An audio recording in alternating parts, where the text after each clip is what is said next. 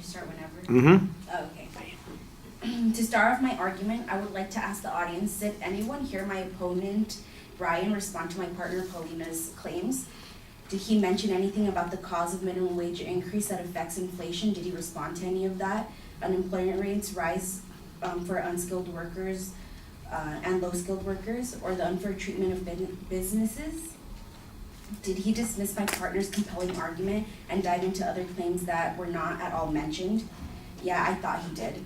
So let's actually respond to his claims and incorporate my partner Paulina's claims as well.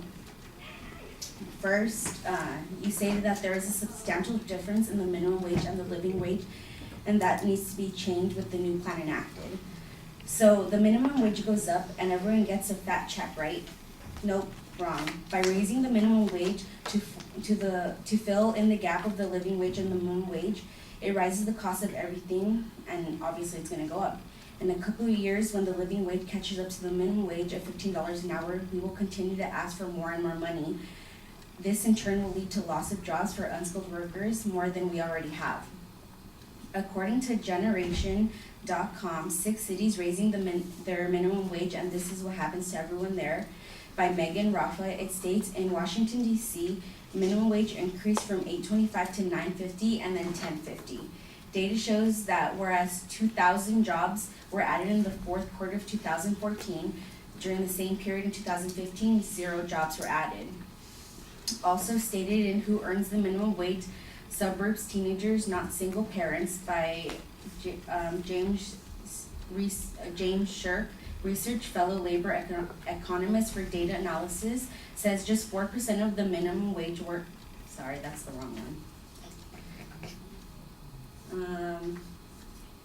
Corey Iacano online article, Low Skilled Workers Flee the Minimum Wage, V.org. When the demand for local low-skilled labor is relatively unresponsive or inelastic to wage changes, raising the minimum wage should lead to an influx of low-skilled workers for other states in each of better paying jobs.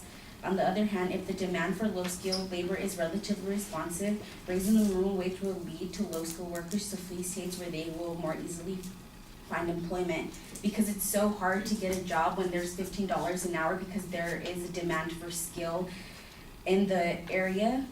The low-skilled workers that have little to no experience will not get those jobs, so they're not going to be making those $15 an hour.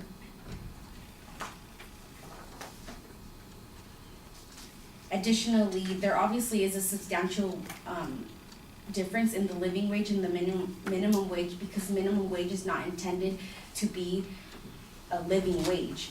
It is intended for entry-level workers to start off in experience. Like Paulina said, how are you going to get your first job in experience if it's $15 an hour? You can't get that. And how are you going to experience the work field if you don't have a job in the first place? Second, Ryan talked about affordable living. Well, if you can afford California, then get out of California. This is obviously a luxury state that is very expensive. Just like New York, it's going to be very expensive to live here. Evidence found, the Bureau of Labor Statistics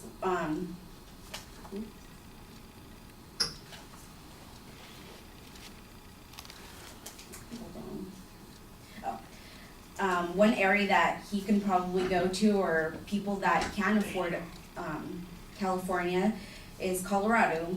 According to NerdWallet.com, the cost of living in Colorado versus California is 20% less than California, with housing costing 43% less, transportation is 18% less, and food costs 5% less. So if you can't afford it, get out of California. Obviously, the minimum wage is not a living wage. Also, according to FindTheHome.com, it indicates that unemployment rates in a place like Montana versus California is 6.8% versus the 10.9% that we have in California.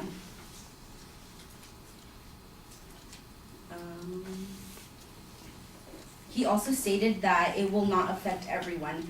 Obviously, it will affect everyone if we raise the minimum wage, because if a paramedic is making around $16 an hour and you want someone from McDonald's making $15 an hour, how is that not going to affect his wage? He's going to want to have more in his earnings if there's someone that's flipping burgers $15 an hour.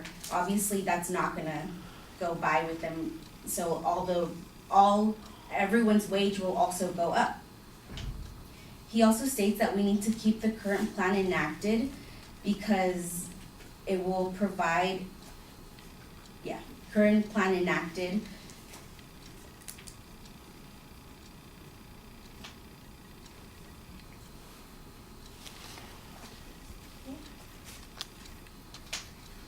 He also argues that the current plan needs to stay, but really it's doing more harm than good in California. Cited in Ahead of 15 Minimum Wage, one company leaves in California for Texas. It states businesses are leaving California. This is also going to cause a hurdle in our economy because these businesses are leaving and they're taking their revenue elsewhere. Airplane part manufacturers have been leaving Southern California steadily over the years. Employment is down 40% since 2014, according to the Los Angeles Economics Development Corporation. Employment is higher in higher tech aerospace manufacturers was up 64% over the same period.